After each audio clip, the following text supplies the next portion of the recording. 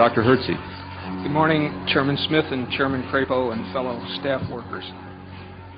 Thank you for the opportunity to appear today to present the views of the union on the issue of fluoridation of public water supplies.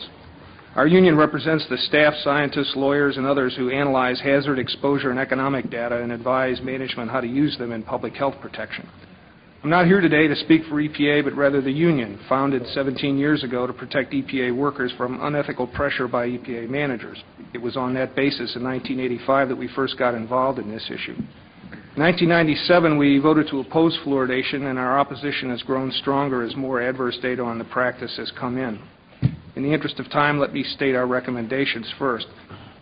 We ask that you order an independent review of the cancer bioassay of sodium fluoride mandated in 1977 by Congress. Evidence for carcinogenicity in that assay was systematically downgraded by a special executive branch commission appointed and run by the very agencies that Congress did not trust to run the bioassay in the first place. That action saved fluoridation temporarily. We ask that you order chronic toxicity studies on the two waste products that are now used in 90% of fluoridation programs. EPA says there are at present no chronic toxicity data on them, and we ask that you order EPA set an MCL for fluoride that's truly protective of all American citizens, infants and adults alike, because the current one does not, in violation of the Safe Drinking Water Act. We ask that you order epidemiology studies using dental fluorosis as an index of exposure to determine the extent of other toxic effects, especially effects on the brain and bone in the population that are attributable to fluoride. We ask that you convene a joint congressional committee to give this issue the full airing that it deserves. It's been 23 years since the last one, and it's high time for a new one. I offer the following in support of these recommendations. The American people, and especially our children, are getting way too much fluoride.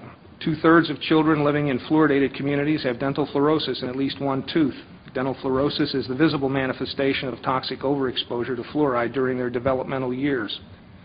The initial findings of the cancer bioassay were for clear evidence of carcinogenicity, and that is consistent with several epidemiology and many mutagenesis studies.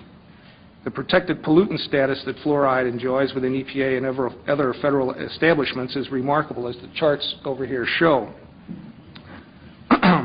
EPA stated regarding the chemical used in 90% of fluoridated communities that, quote, by recovering fluosilicic acid from fertilizer manufacturing, water and air pollution are minimized, and water authorities have a low cost of fluoride.